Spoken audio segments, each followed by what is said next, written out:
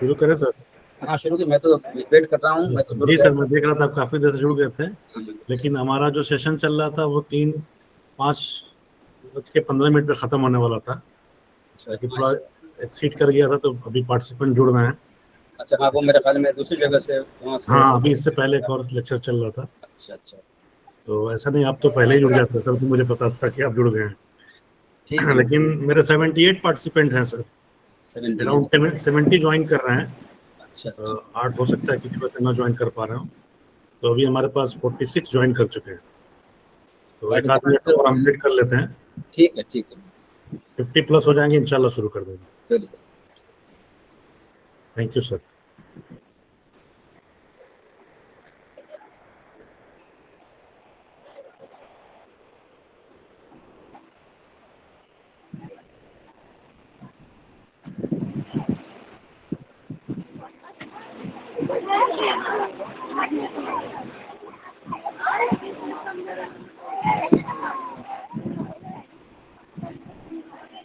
शाहिद साहब अनम्यूट कर लीजिए।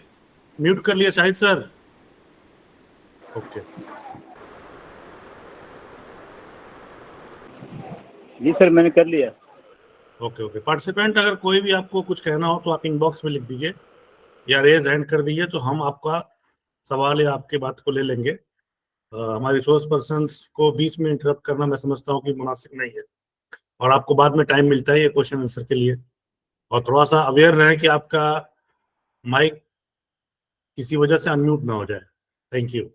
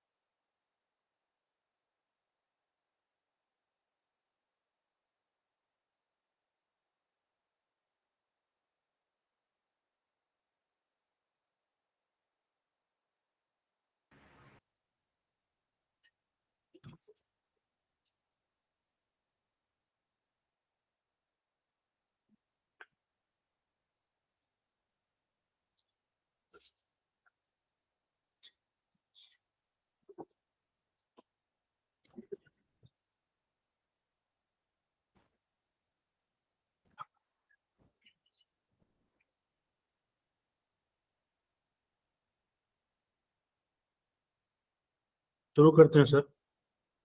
Participants, very good evening to all of you. Today we have another very learned speaker, Dr. Jassim Ahmed Saab.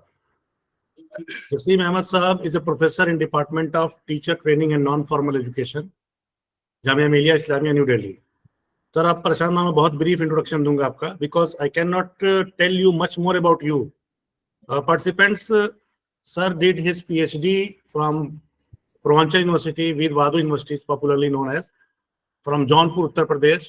He did his B.Ed and M.Ed from Jamia Millia Islamia. Presently, he is professor in Department of Teachers Training and Non-Formal Education at Jamia Millia Islamia. He started his career as a lecturer before 24 years at Department of B.Ed Shibli National PG College, Azamgarh. Later, he joined as assistant professor in Institute of Advanced Studies of Education at Jamia Millia Islamia in 2004. Then he became associate professor in 2015 and professor of education in 2015. And his specialization is concerned his pedagogy of biology, that is biological science, science education, research methodology, teacher education, of course, inclusive education. His research area, science education, child development and learning, and teacher education. His publication work, he has published in this short period of his career 12 books, in which important books are ICT Integration in India, Teaching and Teacher Education, Pedagogy of Science and Inclusive Education. He published and presented more than 50 papers in various international and national seminars and conferences. As far as research paper and articles are concerned, he published more than 64 research papers in various journals of national and international repute.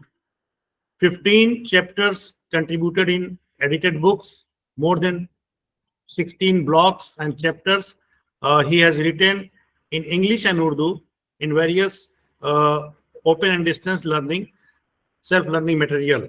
As far as his research and vast experience is concerned, he has worked on 7 research projects, in which I will say the important research project is funded by United Nations Population Agency, that is, it was still running in the Bihar, and EPG Pathshala, Sarv Shiksha Abhiyan, RMSA, etc. His administrative contribution is, he was the officiating principal of Jamia Senior Secondary Schools for 2 years, program coordinator of IGNU at Jamia Millia Islamia, member of academic audit team, IQAC, member of annual report committee, many time warden of hostels of Jamia Millia Islamia, elected member of academic council at Jamia Millia, coordinator of various courses and programs which are running in his departments. He supervised successfully more than 20 PhDs and 30 dissertation, I will say the PG dissertation. He also delivered more than 60 lectures on online, that is YouTube, and on important topics of education. If you really wish to hear his various lectures on YouTube, you can visit on YouTube and you will find with his name.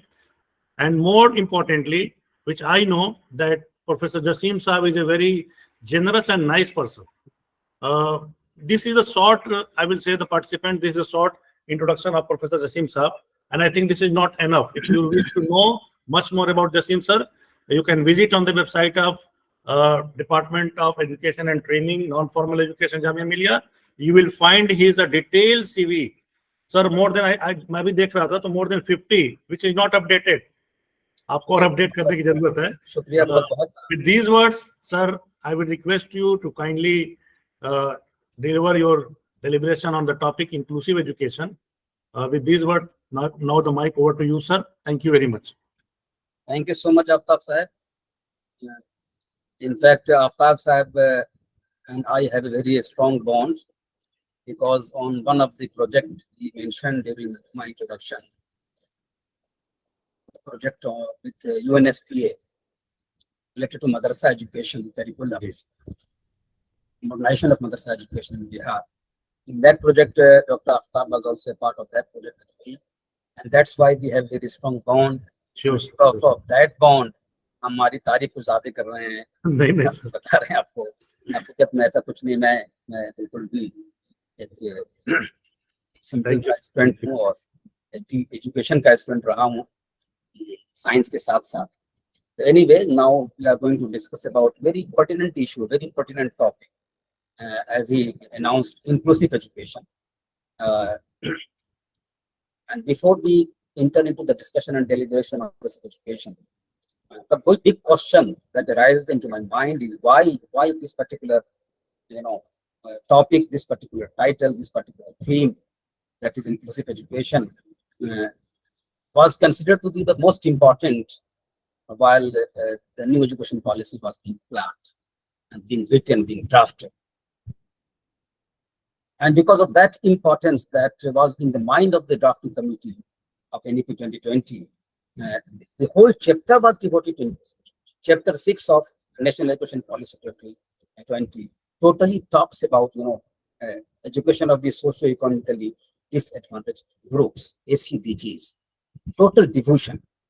Whole focus was on inclusive education. So the complete chapter was created on inclusive education. This means a lot. This means that the policymakers, the members of the drafting committee, must have a lot of things in their mind about those who are not able to achieve that they could achieve, about those who are not in a position to get quality education, which they should achieve, and about the diversity that we have in our country. And because of that diversity that we have in our country, which may be celebrated and which may be, utilized in a very positive manner, probably to some extent that diversity has taken a probably wrong route, and this has become the source of disparities and disadvantages. And because of that, many section of the society, Indian society, has lagged behind in all aspects of economics, all aspects of education, all aspects of society. हर तरह से तालीम में भी वो पीछे रह गए, और जाहिर सी बात है तालीम में जब पीछे रह जाता है कोई सोसाइटी, कोई कम्युनिटी, कोई ग्रुप ऑफ पीपल, तो जाहिर सी बात है कि जब तालीम में पीछे रहेगा तो बाकी हर चीज में पीछे हो जाएगा। उसका इकोनॉमिक्स पीछे हो जाएगा, इकोनॉमी में पीछे रह जाएगा, इकोनॉमी का स्टेटस पीछे रह जाएगा, जाहिर सी बात है सोसाइटी में उसका स्टेटस भी पीछे हो जाएगा overall.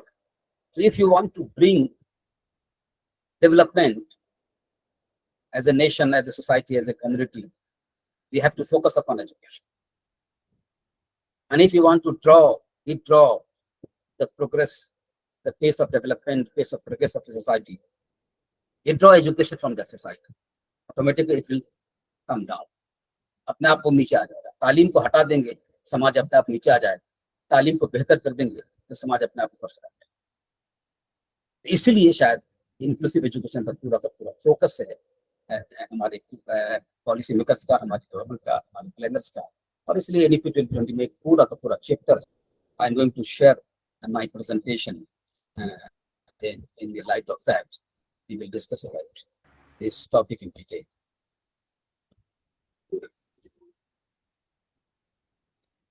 Is it visible to all of you? The slides are visible? Yes, sir. Yes, very much visible. So, this is basically the equitable and inclusive education, learning for all. This is the focus of our discussion.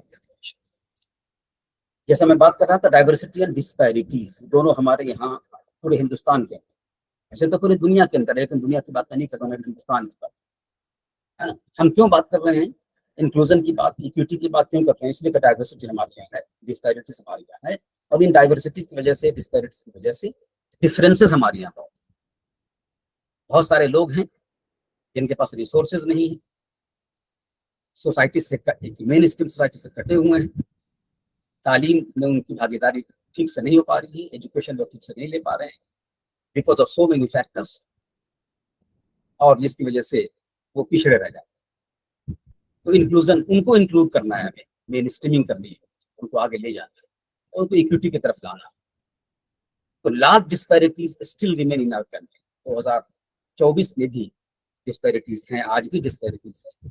जो disparities 1947 के अंदर थी और जो disparities आज़ादी के पहले भी थे, जिसको हम धीरे धीरे कम करना चाह रहे हैं। Gaps between haves and have nots के बीच में जो गैप है उसको कम करने की कोशिश पूरे दुनिया के लेवल पे होता रहा है। यूनेस्को ने भी किया, यूनिसेफ ने भी किया, यूएनओ भी कोशिश करती रहती है, बहुत सारे इंटरनेशनल ऑर्गेनाइजेशन इस डायरेक्शन में काम करते रहते हैं। इंडिया के लेवल पे भी बहुत सारा काम हुआ है कि इस डिस्पैरिटीज को, इन गैप्स को कम किया जाए, डिफरेंस को कम किया जाए, और जो those who are at the marginalized section or margin, or at the margin, they are supposed to be there, they must be taken forward, वो ले जाया जाए, आगे ले आया जाए, हाशिए से उनको उठा के आगे लाया जाए। सारी की सारी कोशिशें लगातार होती रही, लेकिन उसके बावजूद, तमाम पॉलिसी के बावजूद, तमाम एफर्ट्स के बावजूद आज भी 2024 के अंदर जब ये पॉलिसी आई 2020 में, और जब 18-19 में ड्राफ्ट पर काम चल रहा था, तब भी ये महसूस हुआ कि लार्ज डिस्पैरिटीज आज भी है, और इसलिए उन डिस्पैरिटीज को खत्म करने के लिए जरूरी होता है खत्म शुरू होगा तभी जाकर खत्म। उन डिस्पैरिटीज को खत्म करना है, हमें इक्विटी लानी है, जाहिर सी बात है हमें उसको शुरू करना पड़ेगा। और उसको शुरू करने के लिए है ना, एक NEP 2020 ने एक अपना बहुत बड़ा स्टेप लिया कि उसने एक पूरा चैप्टर 6 बना दिया पॉलिसी डॉक्यूमेंट के अंदर, सोशियो इकोनॉमिकली डिसएडवांटेज ग्रुप्स के बारे में, SCDG, जो एक नया टर्म है। इसके पहले ये टर्म NEP 2020 के पहले ये टर्म हिंदुस्तान के डिक्शनरी में बिल्कुल नहीं था, ग्लोबल डिक्शनरी में नहीं था। यहाँ पर ये टर्म आया SCDGs के नाम से, socio economic disadvantage groups in Indian literature में पॉलिसी का एक ग्रुप का नाम अलग से दिया। इसमें बैकवर्ड भी है, जिसमें आपको SCs भी हैं, STs भी हैं, माइनॉरिटीज भी हैं, और अदर बैकवर्ड क्लासेस भी हैं, और वो तमाम लोग हैं जो जो जो जो पिछड़े बैकवर्ड एजुकेशनली, चाहे सोशियोलॉजिकली, चाहे किसी भी तरीके से, उनको मेन स्ट्रीम करने की जरूरत है। उसका पूरा का पूरा फोकस। अब ये जो स्टेटस है आज, जो पोजीशन है, जो सिचुएशन है, डिस्पैरिटीज है, उसके कुछ एग्जाम्पल मैं शेयर करता हूँ आपके साथ, है ना, जिससे कि हम समझ सके डिस्पैरिटीज कहाँ।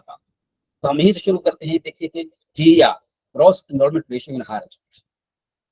जब हम हायर एजुकेशन की बात करते हैं, हायर एजुकेशन का जो सबसे बेहतरीन इंडिकेटर है किसी भी मुल्क का, किसी भी कंट्री का, है ना, जो रिफ्लेक्शन होता है कि भाई हमारी किसी भी कंट्री की हायर एजुकेशन का स्टेटस कैसा है, तो उसको GER, that's the best indicator, सबसे बेहतरीन इंडिकेटर है GER, ग्रॉस एनरोलमेंट रेशियो। वो कितना है आप GER है क्या चीज? इकोनॉमिक्स वाले इसको डिफाइन करते हैं, अलग तरीके से करेंगे, अपना परफेक्टली करेंगे, है ना। जो इकोनॉमिक्स के लोग हैं, जो स्टैट्स के लोग हैं, वो अच्छे तरीके से करेंगे, अपनी रिफाइन लैंग्वेज करेंगे। आम जबान में कहा जाए, क्योंकि हमें पता है कि ये ग्रुप में साइंस के लोग भी हैं, सोशल साइंस के लोग भी होंगे, सोशियोलॉजी के, फिलोसफी के, एजुकेशन के, डिफरेंट फील्ड के लोग के कंपोजिट तरह से ग्रुप है ये, है ना। तो आम जबान में कहा जाए कि जितने ग्रॉस एनरोलमेंट रेशियो क्या है, 100 इंडिविजुअल इस लायक हैं कि उन्हें हायर एजुकेशन में होना चाहिए, तो 100 के 100 अगर हायर एजुकेशन हुए तो GER 100%, और 100 लोग अगर हायर एजुकेशन में दाखिले के काबिल हैं, लेकिन उनमें से 10 ही लोग जा रहे हैं हायर एजुकेशन में, तो इसका मतलब GER आपका सिर्फ 10%। This is very simple, as very simple. ये GER 2014-15 में, 2014-15 the GER in higher education तो इंडिया का था, है ना, all India survey higher education 2021-22 की रिपोर्ट के हिसाब से था, वो 23.7%, यानी कि 100 में से सिर्फ 23.7 लोग हायर एजुकेशन में इन कर रहे थे, जबकि 100 के 100 इन करने के काबिल थे। यानी कि 12th क्लास पास किया था सब 100 लोगों ने। 12th क्लास पास करने वाली जितनी पॉपुलेशन थी, उसमें से सिर्फ 23.7% लोग ही कॉलेज में दाखिला लिए UG करने के लिए, ग्रेजुएशन करने। बाकी के समझ लीजिए कि कितने लोग बच के अंदाजा लगा सकते हैं। 74 लोग, 76 लोग आए हो, कहीं ना कहीं चले गए, चाहे वो खेती करने लगे, चाहे वो कारखाने में काम करने लगे, चाहे वो अपना बिजनेस करने लगे, चाहे वो सेल्फ एम्प्लॉयड हो गए, कुछ ना कुछ करने लगे, कहीं ना कहीं वो पेरिश हो गए अपनी लाइवलीहुड को अर्न करने में। शायद हायर एजुकेशन में नहीं। अब जिस मुल्क में हायर एजुकेशन का GER ये हो 23.7% हो, वो मुल्क विश्व गुरु तो बन नहीं सकता। कैसे बनेगा विश्व गुरु? कैसे हम दुनिया के डेवलप्ड कंट्रीज से, यूरोपियन कंट्री से मुकाबला करेंगे? कैसे हम उनसे मुकाबला करेंगे, USA से, इंग्लैंड से, और जो है रशिया से, और इस तरह के जापान से, साउथ कोरिया से, कैसे मुकाबला करेंगे? तो एजुकेशन पर काम करना पड़ेगा। और इंडियन गवर्नमेंट का आज की डेट में हमारा टारगेट है विश्व गुरु बनने का।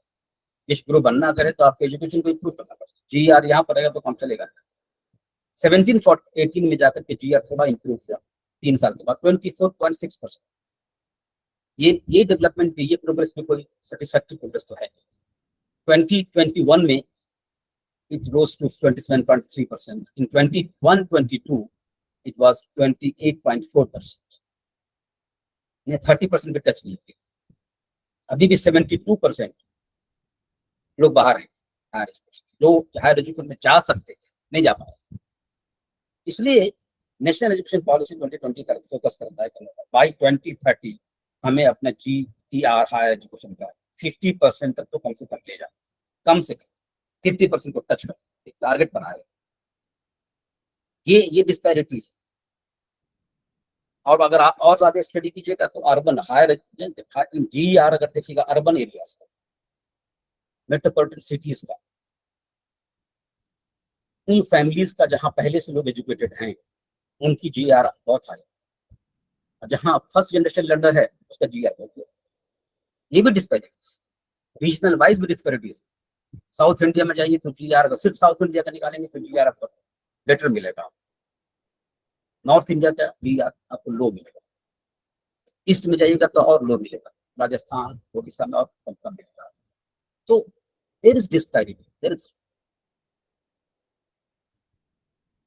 differences, and that's why the focus has been put on increasing gross enrollment ratio in higher education to 50% by 2030। ये फैक्ट्स है और इसलिए पूरा का पूरा फोकस दिया हमारे नेशनल एजुकेशन पॉलिसी प्लानर्स के।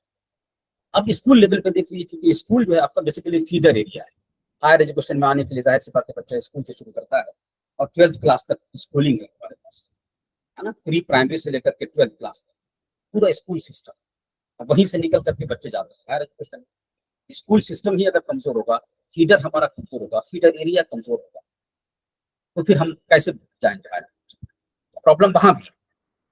तो यहाँ पर देख लीजिए आप किस तरीके से 2018-19 का डाटा है, 19-20 का, 20-21 का और 21-22 का डाटा निकला रहा है। प्री प्राइमरी से लेकर के और हायर सेकेंडरी तक का डाटा, यानी पूरा स्टेज, प्री प्राइमरी क्लास 1 से पहले का स्टेज, प्राइमरी क्लास 1 से क्लास 5 का स्टेज, अपर प्राइमरी 6 to 8 का स्टेज, सेकेंडरी 9th और 10th।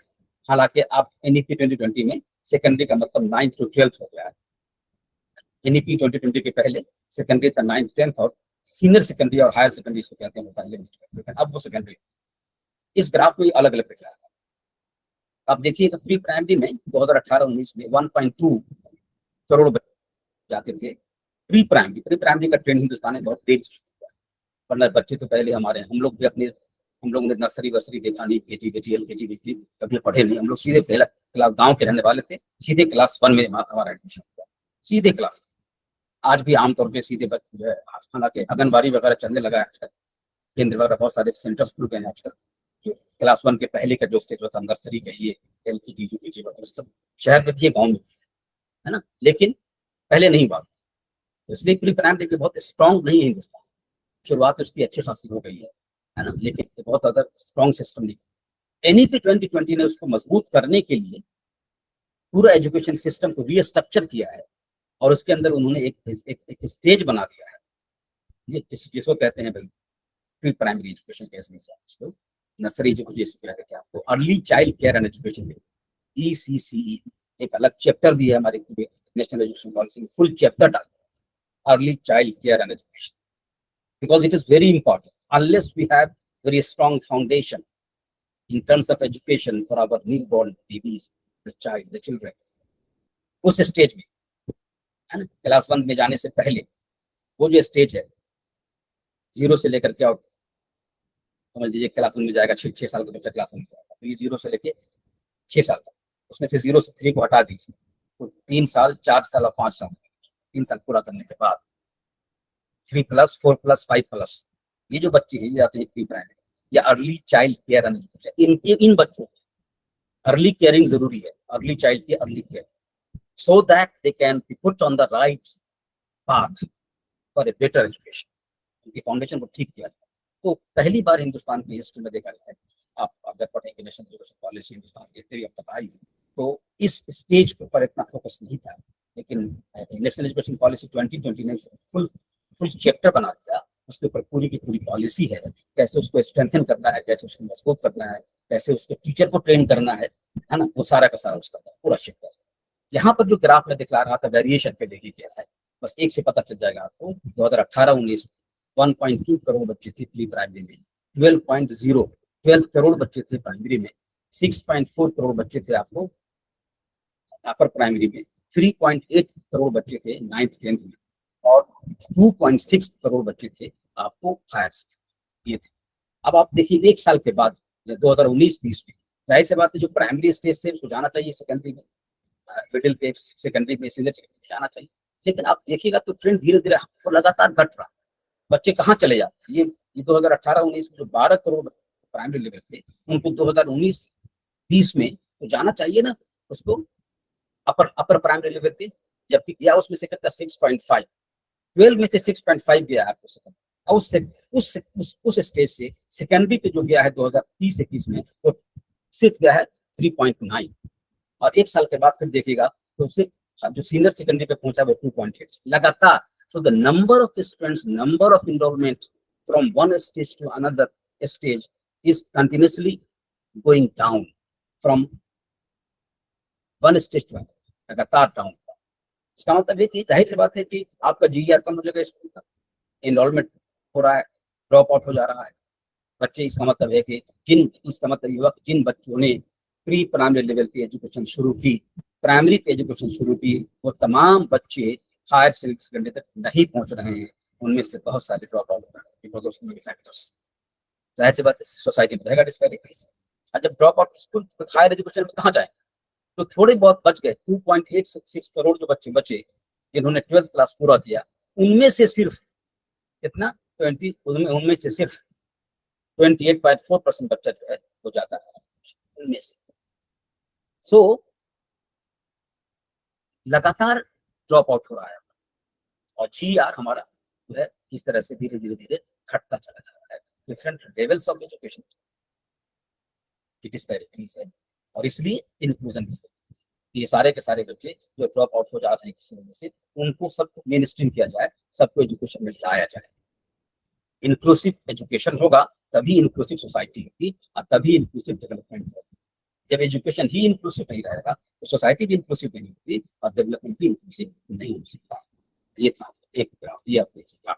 एक दूसरा डाटा ये भी आप देख लीजिए, इससे भी आपको अंदाजा होगा कि this data belongs to 2018, 19 to 21, 18-19 से लेकर 21-22 तक का डाटा है।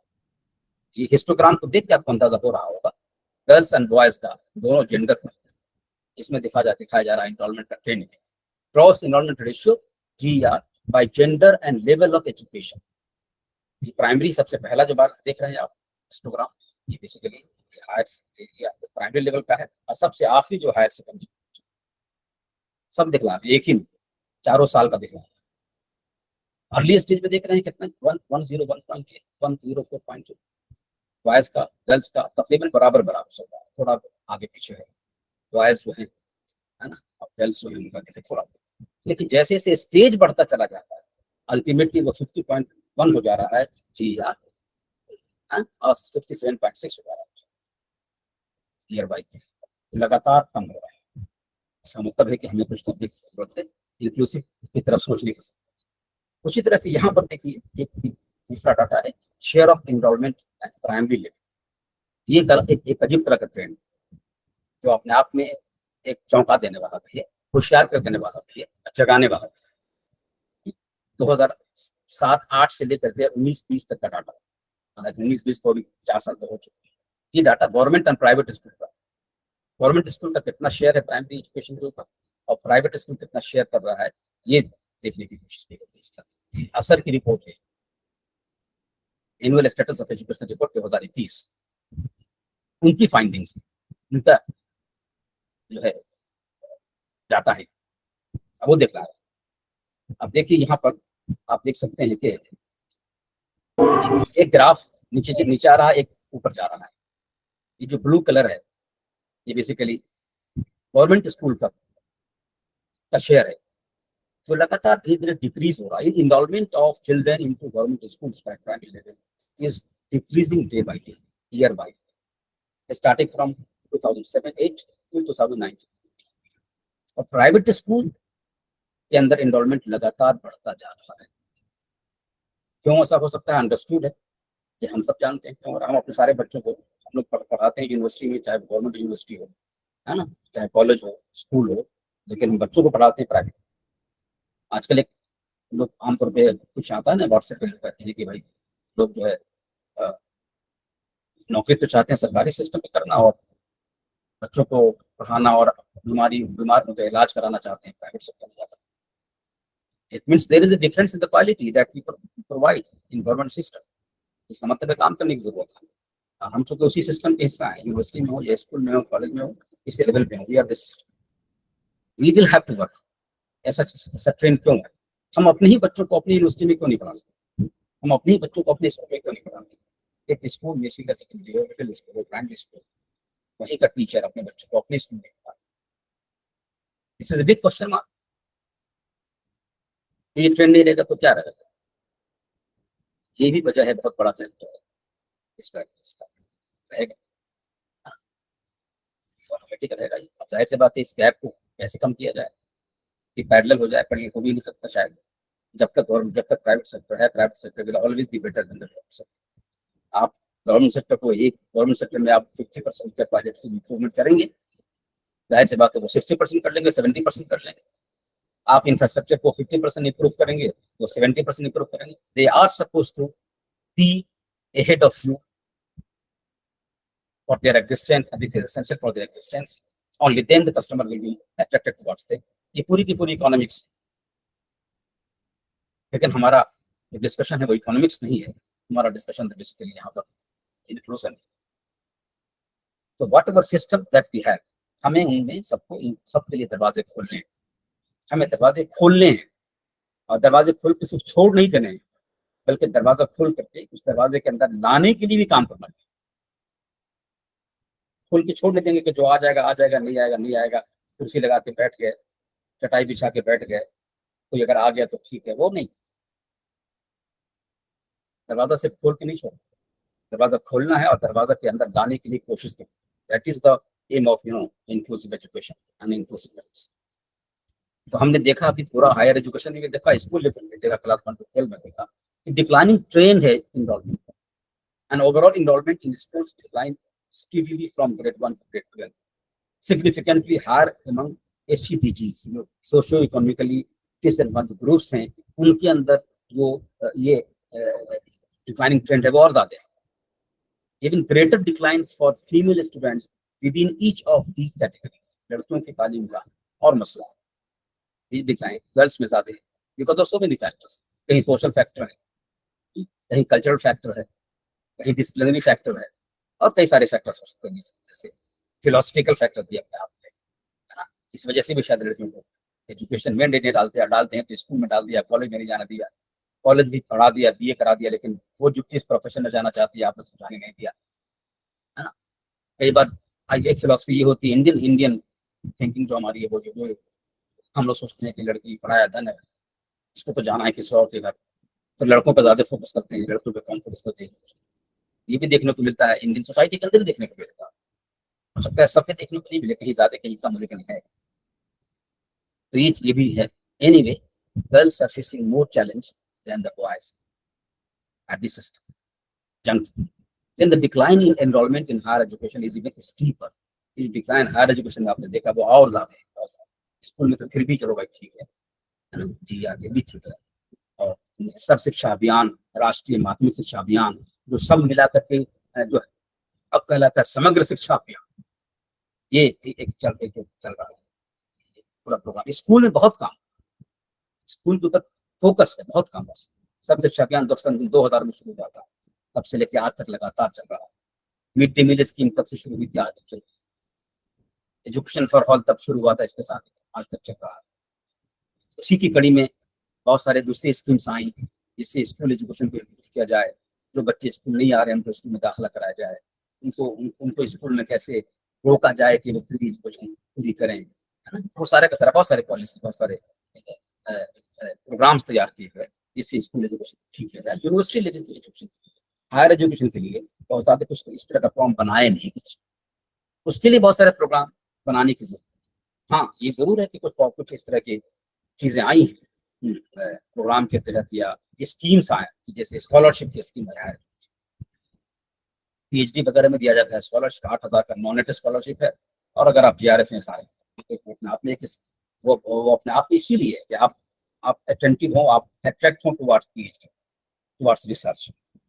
इसी तरह से मौलाना आजाद फेलोशिप हुआ करता था, जो अभी मेरे ख्याल में साल भर पहले बंद कर दिया गया है। स्कॉलरशिप था रिसर्च के लिए, हायर एजुकेशन के लिए, उसको किसी वजह से बंद कर दिया।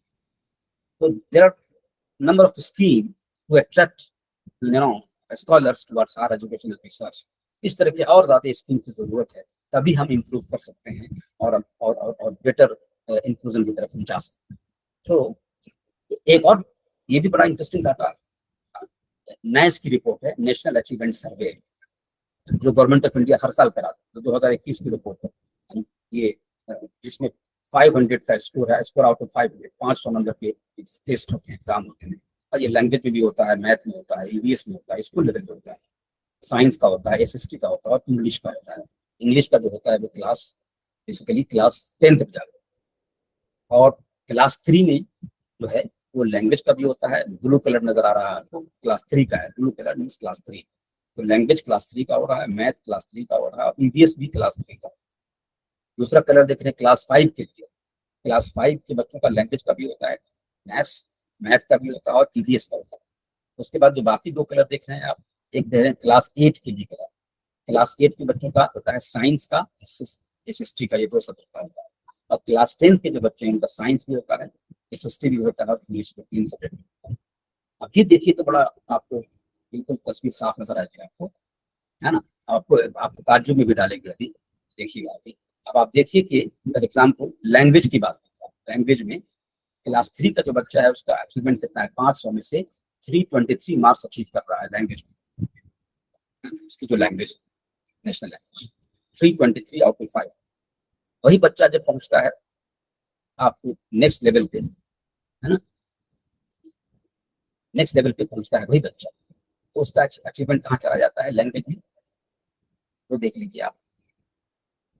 अल्टीमेटली तो कहाँ चला जाता है, जब वो 10th तक पहुंचता है, इंग्लिश की सिर्फ टेस्ट हो रहा है हालांकि यहाँ पे, तो 277 इस तरह से।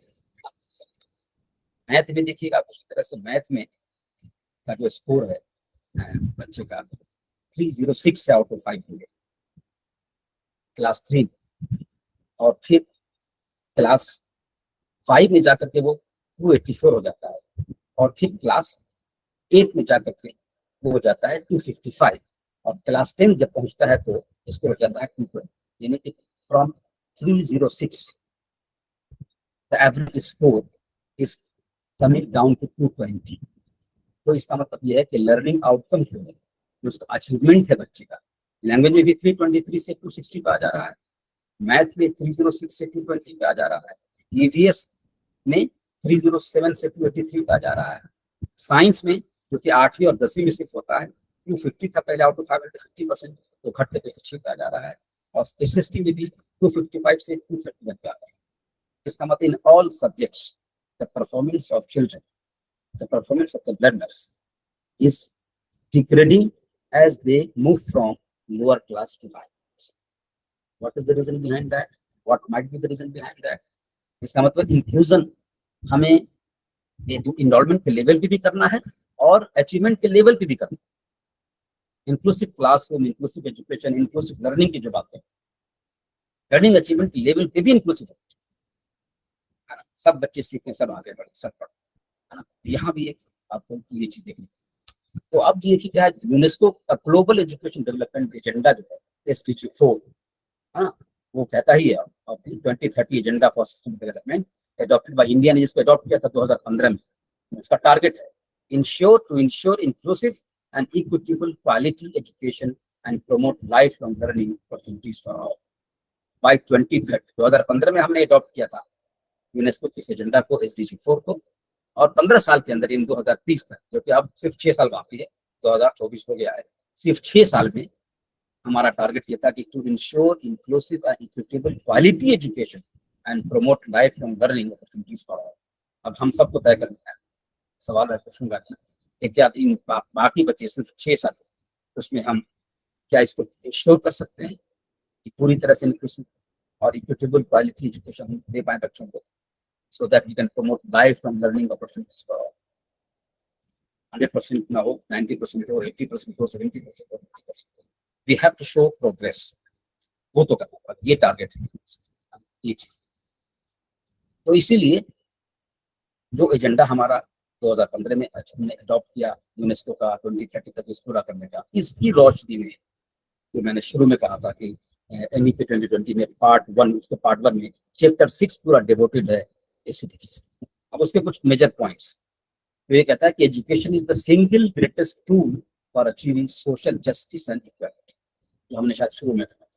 जब तक तालीम नहीं आएगी समाज तरक्की कर नहीं सकता।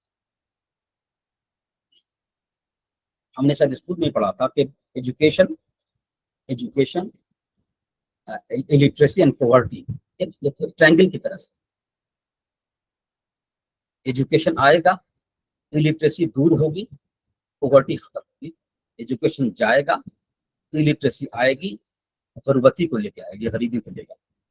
सो we have to focus on target upon education. Education पर पूरा फोकस करने के लिए एजुकेशन को टारगेट करते हैं, क्वालिटी इंप्रूवमेंट लाने के लिए हर बच्चा की लर्निंग को इंश्योर करने की जरूरत। Learning for each and every learner must be ensure. ये नहीं कि स्कूल आ रहे हैं जा रहे हैं, कॉलेज आ रहे हैं जा रहे हैं, अब कॉलेज गए क्लास हुई नहीं हुई, टीचर नहीं है क्लास में, लैब में इक्विपमेंट नहीं है, मटेरियल नहीं है, प्रैक्टिकल नहीं हो रहा है, एग्जाम हो रहा है, बस हो रहा है, बच्चे लिख रहे हैं, पास हो जा रहे हैं, है ना, कॉपी चेक करने के नाम पे फॉर्मेलिटी पूरी हो रही है। There are lots of things to discuss and deliberate. We as a teacher, as part of the system of education, we are supposed to ensure that each and every aspect of education is done in a proper manner, bring quality in education. हमें करना पड़ेगा। जब तक हम ईमानदारी से करेंगे नहीं आता तब तक इंक्लूजन हो ही नहीं सकता। हम सिर्फ बात करते रहेंगे, वो चीज। इसलिए पहली लाइन हमें education is the single greatest, ये बात गवर्नमेंट को भी पता है, पूरी दुनिया को मालूम है ना, education single greatest tool for achieving social justice. उसमें अगर जोड़ते जो जोड़ना हो जोड़ दिए, single greatest tool for development, for progress, for advancement, for scientific and technological development, her aspect greatest tool. फिर भी हम एजुकेशन पर बहुत ज्यादा मेहनत नहीं कर पाते। ईमानदारी वाली मेहनत जिसे कहते हैं, ईमानदारी वाली मेहनत जिसे कहता हूँ, फिर भी हमारा एक्सपेंडिचर एजुकेशन पे कम है, उसको बढ़ाने की जरूरत है। जीडीपी का 6% एजुकेशन पर खर्च करने के बारे में की पॉलिसी कह रही है, वो आज तक नहीं इम्प्लीमेंट कर पाया, क्यों नहीं पाया। तो उस पर गवर्नमेंट भी कहती है कि हम अपना इन्वेस्टमेंट बढ़ाना चाहते हैं, बढ़ा रहे हैं, कोशिश कर रहे हैं, है ना, और मांगते भी है गवर्नमेंट की भाई जीडीपी का 6% होना चाहिए, लेकिन we don't know about the reason behind it, क्यों नहीं, कहाँ कमी रह जाती है, अंशा क्या है, क्या है। बहरहाल NEP 2020 is trying to focus upon this and trying to revolutionize the entire system of education, school education as well as higher education. This inclusion education is a part of that. Then the second point, inclusive and education. This is critical to achieving an inclusive and equitable society in which every citizen has the opportunity to dream, thrive, and contribute to the nation. These are the extract of the policy. मेरा अपना statement नहीं है, NEP 2020 का extract, हाँ ये लिखा हुआ। Inclusive education के थ्रू हम चाहते हैं कि every citizen has the opportunity, हर बच्चे को, हर सिटीजन को, हर शहरी को, हर नागरिक को ये मौका मिले, ये अपॉर्चुनिटी मिले कि वो भी ख्वाब देखे। जैसे अब APJ अब्दुल कलाम साहब कहा करते थे, dream because dream leads to action and action leads to reality. ख्वाब, इसलिए कि ख्वाब तो देखोगे तभी एक्शन में आओगे, और एक्शन में आओगे तो आपको दिख जाएगा। अब इसका मतलब ये नहीं कि आप ख्वाब देखें, आप रात वाला ख्वाब, दिन में ख्वाब कहते थे, दिन में ख्वाब, खुले आंखों से ख्वाब। वो अपॉर्चुनिटी हम बच्चों को दें कि वो ख्वाब देखने का काबिल हो जाए और उस ख्वाब को अचीव करे, आगे बढ़े, कंट्रीब्यूट करे मुल्क के लिए, है ना। अपना जब उसका अपना डेवलपमेंट अगर होगा, अपनी फैमिली डेवलप करेगी, तो कंट्री का डेवलपमेंट अपने आप हो जाएगा, कंट्रीब्यूशन अपने आप हो जाएगा, because that individual is the unit of the whole country. तो कंट्री के लिए अलग से करना एक अलग बात है, लेकिन अगर आप खुद सेल्फ एम्प्लॉयड हो गए, आपने कंपनी खोल ली, आपने एक ऑर्गेनाइजेशन डेवलप कर लिया, आप गवर्नमेंट सेक्टर में हो या प्राइवेट सेक्टर में हो, if you are contributing for your own self, own progress, own development, own economic prosperity, you are indirectly contributing to the nation. ये भी आप अपने लिए भी काम करोगे, देश के लिए काम, और अगर देश की भावना सबसे आगे हो, सर्वकारी हो, तो और अच्छी बात है ना। तो फिर अपने लिए भी आपका अपने आप काम हो जाएगा। Vice versa process, if you are devoted towards contributing towards education, you will automatically contribute yourself. And if you are devoted towards contributing yourself, you will certainly indirectly contribute towards the nation at large. वो होगा ही, इसलिए आखिर में लिखा to dream, thrive and contribute to the nation. ये purpose. Then the third important line from the policy is the education system must aim to benefit India's children so that no child loses any opportunity to learn and excel because of circumstances of birth or death.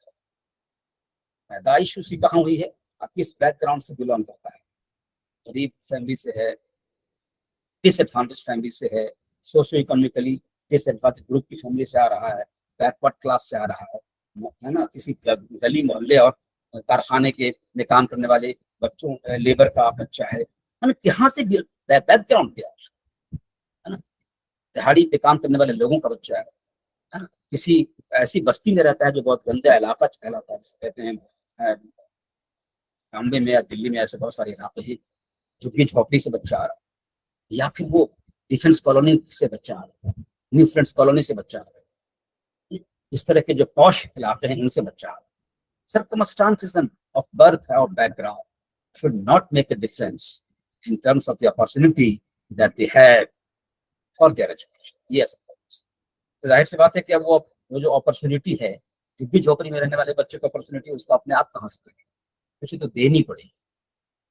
Policy कहता है उसको दो मौका, और there are different schemes, उसको मौका देती है. सर्व शिक्षा अभियान मौका अभियान उसको मौका देती है, उसको मौका दिया जा रहा है, आप आ जाओ. CUET common university entrance test, ये इनडायरेक्टली उसको मौका देती है कि बच्चा आप CUET के थ्रू कॉमन एंट्रेंस टेस्ट हो रहा है ना, आप आओ टेस्ट क्वालिफाई करो, और फिर उसका एडमिशन अगर मान लिया बॉम्बे में हो रहा है, अब वहां जाने के लिए पैसा नहीं उसके पास, कैसे जाए, तो उसके लिए क्या सिस्टम हमने दिया था. भाई दिल्ली में हो जाता तो ले लेते, भाई घर से झुकी झोपड़ी से आके निकल के चले जाते, क्लास कर लेते, लेकिन हमारी मेरिट कुछ और थी, हमको दिल्ली का कॉलेज नहीं मिला, हमें मिल रहा है लखनऊ, तो दूसरा कॉलेज कैसे जाए, तो उसके लिए भी कुछ करना पड़ेगा. अगर उस तरह की बैकग्राउंड से अच्छा कोई स्कीम हो, हालांकि लोन वगैरह का सिस्टम है, लोन के साथ बोले नहीं पाते, डरते भी, डरना भी चाहिए.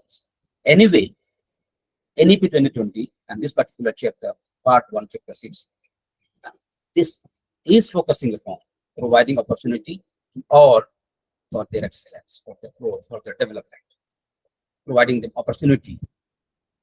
Then the last important line, reaching the social category gaps in access, participation and learning outcomes in school education or college education. कोई भी एजुकेशन, स्कूल लेवल की एजुकेशन हो, कॉलेज की एजुकेशन, यूनिवर्सिटी की एजुकेशन, इस सोशल कैटेगरी का जो gaps है, उस गैप्स को फिल करना हर चीज में. इस गैप की वजह से एक्सेस में भी इशू होता है, इस गैप्स की वजह से पार्टिसिपेशन में इशू होता है, और इस गैप्स की वजह से लर्निंग आउटकम में भी इशू होता है. ये 3 लेवल्स सोशल कैटेगरी गैप्स, इसको फिल करना, इसको ब्रिज करना. एक्सेस में भी इशू हो रहा है, पार्टिसिपेशन में भी है, and learning outcomes, because of so many factors. These are, affected. Participation is also affected because of social category gaps. Access is also affected because of social category, and learning outcomes are also affected because of social category. अब आपको लगता होगा कि नहीं, ये बात किस base पे गया, ये मेरा पर्सनल ऑब्जर्वेशन है उस बेस पे. जैसा अभी इन्होंने कहा ना हमारे आफ्ताब साहब ने, मैं सर्व शिक्षा अभियान, राष्ट्रीय माध्यमिक शिक्षा अभियान की मॉनिटरिंग टीम का हिस्सा रहा गवर्नमेंट ऑफ इंडिया के साथ, और मैं जाता था Kerala, Bihar, Uttar Pradesh. I visited, thousands of schools in hundreds of districts and personally observed the ongoing classes from primary class to higher secondary classes. I have seen जो डाउन ट्रॉडन फैमिली से बच्चे आ रहे हैं, है ना, बैकवर्ड फैमिली के बच्चे आ रहे हैं, क्लास में एक किनारे बैठा हुआ है,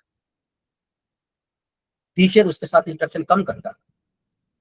आगे के जो 4-5 बच्चे बैठे होते हैं क्लास में, आगे के बेंच पे, ऐसा लग रहा है कि पूरी क्लास उसी पर फोकस है, वही पढ़ा रहे हैं, वही सवाल पूछ रहा है, उसी का जवाब दे रहे हैं. पीछे वाला बच्चा बैठ करके आपस में खेल रहा है. Teacher is not probably has no interest in those students.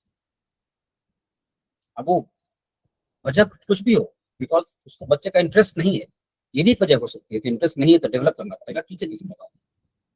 गंदे कपड़े पहन के आया है, गंदे गंदे पोशाक में है, क्योंकि वो चुपके चौकी से आ रहा है, तो उसके करीब जाकर के और उसके कंधे पर हाथ कैसे रखें, कंधे पर हाथ रखेंगे तो हमारे हाथों में जरासीम आ जाएगा, बैक्टीरिया आ जाएगा, जीवाणु आ जाएगा, इसलिए उसके कंधे पर हाथ रखना नहीं। जिसके कपड़े अच्छे हैं, शर्ट साफ सुथरा है, प्रेस किया हुआ है, उसके कंधे पर हाथ रखेंगे, उसके पीठ पर हाथ रखेंगे। This is very small things in appearance but has a very long lasting impact on the performance of the child. It's a very big thing. एक टीचर किसी बच्चे के कंधे पर हाथ रख के पूछता है, वेरी गुड बेटा, बहुत अच्छा, और आप क्या पढ़ाते हैं? It has a very long lasting impact on the personality of the child. और हमने देखा ये नहीं होता। कई बार ये देखा कि आप तवज्जो ही नहीं है, ये पढ़ने के लिए थोड़े आए हैं।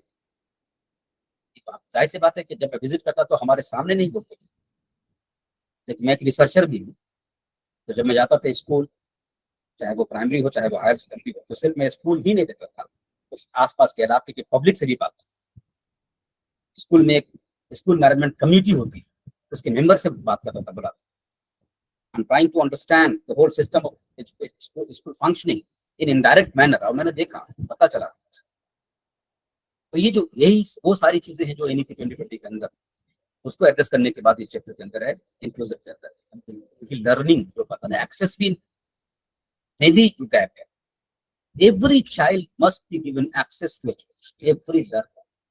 किसी बच्चे को कोई teacher, right to education already आ चुका है, राइट टू एजुकेशन है, आप किसी बच्चे को मना नहीं कर सकते कि आपका एडमिशन नहीं हो पाएगा इस स्कूल में, सीट खत्म हो गई है, you can't say like that. RT, right to education, कहता है कि within 1 kilometer periphery there must be a primary school, within the periphery of 3 kilometer there must be a middle school, and within the periphery of 5 kilometer there must be a high school or senior secondary school है। यानी कि किसी बच्चे को high school जाने के लिए 5 kilometre से ज्यादा नहीं चलना पड़ता है, 3 किलोमीटर ज्यादा नहीं चलने का मौका मिलेगा उसको अगर मिडिल से। ये अलग बात है कि कोई बच्चा के घर ही मिडिल स्कूल के बगल में हो और किसी का बिल्कुल जा करके उसका बिल्कुल पेरीफेरी पे हो, एक अलग बात है। But this particular RT Act, Right to Education Act, has been fulfilled in the entire country. आज की डेट में पूरे हिंदुस्तान में आपको कोई इलाका नहीं मिलेगा जहां बच्चे को प्राइमरी स्कूल जाने के लिए 1 किलोमीटर से ज्यादा चलने की नौबत नहीं है। This is not the situation in the country. Sarva Shiksha Abhiyan ने ये काम कर दिया है, कर दिया ये काम। राष्ट्रीय माध्यमिक शिक्षा अभियान ने ये काम कर दिया है। Within the periphery of 3 kilometre middle school है, within the periphery of 5 kilometre आपके पास सेकेंडरी स्कूल है, वो दिक्कत नहीं है। तो एक्सेस का इशू खत्म है हिंदुस्तान, एक्सेस का इशू अब ज्यादा नहीं है, तकरीबन नहीं है, मैं तो कह सकता हूँ। इशू पार्टिसिपेशन का है एंड लर्निंग आउटकम्स का। कि बच्चे आ तो रहे हैं स्कूल, एनरोलमेंट तो हो गया, एडमिशन हो गया, लेकिन चूंकि वो पार्टिसिपेट नहीं कर पा रहे हैं लर्निंग में, प्रोसेस में, एक्टिविटीज में, because of so many factors. Teacher भी एक फैक्टर है, स्कूल क्लाइमेट एक फैक्टर है, बच्चे का सोशियो इकोनॉमिक बैकग्राउंड एक फैक्टर है, बच्चे का कास्ट भी कई बार एक फैक्टर बन के सामने आ जाता है एक खुद की तरीके से। बच्चे का पेरेंटल जो एजुकेशन है और उसका जो प्रोफेशन है वो भी कई बार रास्ते में घोड़ा बन जाता है। So there may be variety of factor, उसका अपना इंटरेस्ट, उसका अपना इंटेलिजेंस, उसका अपना रहन सहन, वो भी अपना अपना। तो पार्टिसिपेशन में प्रॉब्लम, 100% पार्टिसिपेशन बच्चे का नहीं। जाहिर सी बात है पार्टिसिपेशन नहीं होगा तो लर्निंग आउटकम में प्रॉब्लम होगी। लर्निंग कहाँ से होगी, आउटकम कैसे होगा? This policy and this particular chapter on inclusive education trying to focus on that. जिस तरह से हमने एक्सेस को बना दिया है, आसान कर दिया है, एक्सेस के इश्यूज को खत्म कर दिया है, एक्सेस के गैप खत्म कर दिया है, हमने पार्टिसिपेशन के गैप को भी खत्म कर दिया है, और लर्निंग आउटकम्स में जो गैप है उसको भी खत्म। आपकी लर्निंग आउटकम्स में गैप थी, कोई बच्चा 90% ला रहा है, कोई बच्चा 80% ला रहा है, कोई बच्चा 60% ला रहा है, तो ये लर्निंग आउटकम्स का जो gap in terms of marks, ये गैप अपने आप में कोई गैप नहीं है। अगर देखा जाए अपनी सलाहियत के हिसाब से वो 90 ला रहा है, वो 80 ला रहा है, वो 70 ला रहा है, जब तक वो बच्चा सेटिस्फाई है, उसका टीचर भी सेटिस्फाई नहीं, ठीक है ये बच्चा को 70% आया है तो ठीक है, is you know he has scored perfect marks. लेकिन प्रॉब्लम तब होती है जब हम कहते हैं, टीचर भी कहता है, पेरेंट भी कहता है, बच्चा को भी लगता है नहीं हम तो 90% ला सकते थे, ये काबिलियत हमारे अंदर है, हमारे अंदर सलाहियत है, लेकिन हमारा 60% है, क्यों नहीं आया? टीचर भी एक्सेप्ट करता नहीं है, इसके अंदर पोटेंशियल तो है, या पोटेंशियल होने के बावजूद क्यों नहीं आया, क्यों नहीं आता? कि वो बीमार भी नहीं पड़ा एग्जाम के दौरान, आपको दूसरा इस तरह का इशू नहीं है, बायोलॉजिकल रीजन नहीं है, हेल्थ रीजन नहीं है, पार्टिसिपेशन नहीं हो पाया क्लास में, और there may be variety of factors. Anyway, these are pertinent issues with regard to inclusion, which is required to be taken care of. वो सारी के सारी चीजें। ये जो ब्रिजिंग गैप कैसे करें, bridging gaps and ensuring learning for all through 5 levels, ये 5 लेवल्स इसके थ्रू करना, जिसमें एक्सेस की बात हमने ऑलरेडी कर लिया, एक्सेस की बात हमने की है ना, एनरोलमेंट की बात हमने इनडायरेक्टली कर लिया आपसे। तो एक्सेस हो, स्कूल का अवेलेबल हो जाए, स्कूल अवेलेबल है एक चीज, बच्चों का दाखिला एक दूसरी चीज कि भाई स्कूल तो हमारे घर के बगल ही में है, लेकिन बच्चे नहीं जा रहे, और बगल में तो एमसीटी का स्कूल है, प्राइमरी स्कूल है, सरकारी स्कूल है, लेकिन बच्चे जा रहे हैं दूसरे स्कूल में, टैगोर स्कूल, हाँ उसके 5 किलोमीटर 8 किलोमीटर दूर है, वो बस से जाती है, मिनी बस है, जो भी है, हाँ हो जाता है, प्राइवेट स्कूल क्यों नहीं जा रहे हैं? इसका मतलब है कहीं ना कहीं कमी है, वी आर लैगिंग बिहाइंड। तो access may be there in terms of physical availability of the school, access तो है। एनरोलमेंट को हमें बढ़ाना है, एनरोलमेंट बढ़ाने के लिए 2 चीजें इंपॉर्टेंट, एक तो ये है कि हमको क्वालिटी देनी पड़ेगी, होटल खोल दिया और खाना अच्छा नहीं है तो वो कस्टमर थोड़ी आए, नहीं आए। दवा खाना खोल दिया, केमिस्ट की दुकान खोल दी, और जब कोई दवा लेने के लिए आया था आपने उसको ऐसी दवा दे दी जो जिसकी डेट एक्सपायर हो चुकी थी, आपको मालूम नहीं था, अब उसने देख लिया, अब पनिशमेंट आपको अलग करेगा, वो केस आपका अलग कर सकता है, और दोबारा फिर आएगा नहीं, because you are not responsible seller. कैसे हो? School should function in a proper manner, school must have a school academic climate, school must have a school environment which is supposed to be. The merely access or physical presence of school, physical establishment of school is not satisfactory and not, is everything. We need to improve the quality functioning of school. We need to improve the school climate, school environment, wherein students and their parents and the society at large are satisfied with your function, provision that you had. एक तो वो चीज है, दूसरा enrolment, बच्चे का enrolment भी होना चाहिए। एनरोलमेंट का ड्राइव चलाते हैं स्कूल वाले, एसएससी के अंदर प्रोविजन था कि जब मार्च खत्म होता है, अप्रैल में ड्राइव चलता है एनरोलमेंट का। टीचर से कहा जाता है कि एक जिम्मेदारी होती है, स्कूल के टीचर से अगर बात हो तो पता चलेगा, they are supposed to go door to door, हर गाँव में अपने फीडर एरिया, हर स्कूल का एक फीडर एरिया होता है जो डिफाइन किया हुआ है, ये जी दिस इज द स्कूल है, इसके 5 गाँव हैं, इन 5 गांव के बच्चों को दाखिला यहाँ आपको देना ही देना, ये आपके फीडर एरिया का स्कूल।